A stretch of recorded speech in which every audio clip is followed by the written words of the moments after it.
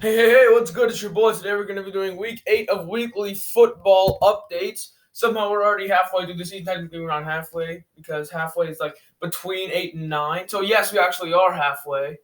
Or is it halfway through? You know what? I don't even care, but the season's going fast. Week 8. Okay, here we go. Looking at the scores. First up, Thursday night, you got the Falcons beat the Panthers, which was sort of an upset. I mean, I didn't think it was, everyone thought it was an upset, but I picked the Falcons, so I'm a god.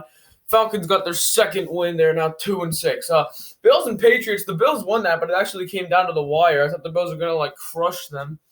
Bills now 6-2. Bengals beat the Titans. Congrats, I mean, I like both these teams because I like the Titans because I like their logo and their colors, I guess. Plus, they have Derrick Henry, who's on my fantasy team and is averaging over 100 rushing yards a game this year.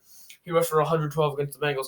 Then the Bengals, I like the Bengals because they have Joe Burrow, I guess, because Joe Burrow went to LSU, which is good for two reasons. My mom went to LSU, so I'm an LSU fan, and LSU beat Alabama, and I hate Alabama because they win too much. They're like the Patriots of college football. But this was a pretty big upset. The Bengals beat the Titans, so good for them. Titans we're 5-0. They're now 4-2. In the game that was supposed to be the shootout of the week was actually the dump bowl of the week. The Raiders beat the Browns a whopping 16-6. Yeah, that was a very boring game. I thought the Browns were going to win that, but the Raiders did. So good for them, I guess. Next game. And it's the shootout of the week. The Colts beat the Lions 41-21. So I didn't think the Colts were going to be that good, but they're now 5-2. So I guess I was wrong. Vikings upset the Packers at Lambeau Field. I don't know if that's important at this time, but Vikings coming into the game were 1-5, and Packers coming into the game were 5-2. Fun fact: in this game, there were 7 touchdowns. 4 were scored by Dalvin Cook, and 3 were scored by Devontae Adams. So I think those players are pretty good.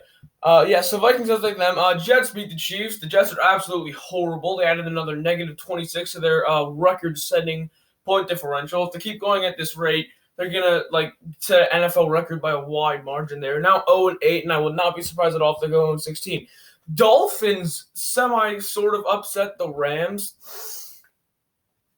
Okay, yeah, good. Okay, good for you, Tua. Tua got his first start, even though he literally only passed for 94 yards, literally less than 100. He won anyway because, what was I gonna say? All right, they got 2 touchdowns that weren't offensive, one punt return and one scoop and score by the legend himself, Andrew Van Ginkel. Okay, if you play Madden Mobile, you know what I'm talking about. Steelers beat the Ravens, but it came down to the wire, and I think everyone knew it came down to the wire. This was a game of the weekend.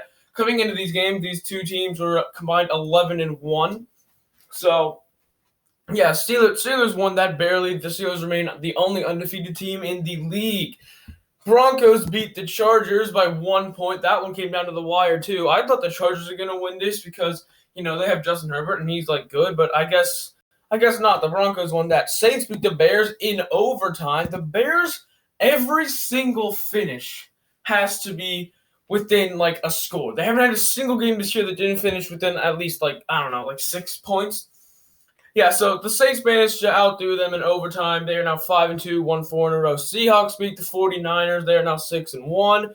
Eagles beat the Cowboys. The NFC West is absolutely horrible. The Eagles are now winning with 3 wins in Week 8. And this win was their 3rd win. So last week, at Week 7, they were winning with 2 wins, which is absolutely horrible.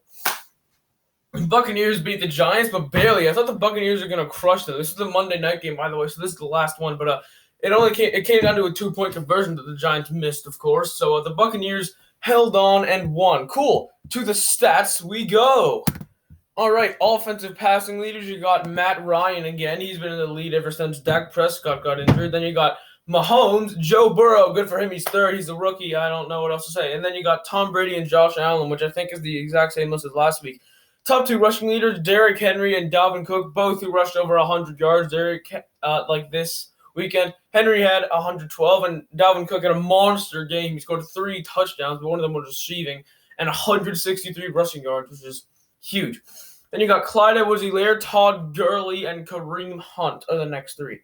Receiving leaders, DeAndre Hopkins, Stephon Diggs, Robbie Anderson, DK Metcalf, and Calvin Ridley. I don't really know what to say about any of them. DeAndre Hopkins is the only one that has over 700. Tackles, Blake Martinez and Jalen Smith are tied for first. Then you got Eric Kendricks, Bobby Wagner, and Zach Cunningham.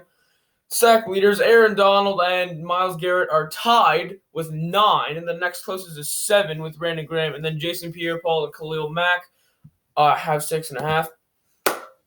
Next up, we got interceptions. 4 people right now have 4 interceptions.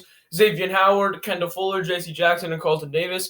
And it says here Pierre Desir has 3 interceptions. There's probably some others with 3 interceptions. I mean, I know there are others with 3 interceptions, but it only shows top 5, and for some reason, it shows Pierre Desir. So this was edition 8 of weekly football updates. This is probably going to get no view, just like on my weekly life updates. I should probably get new ideas for videos. All right, well, I got to go edit the Zombs video because I'm posting that soon. And adios. Have a nice life.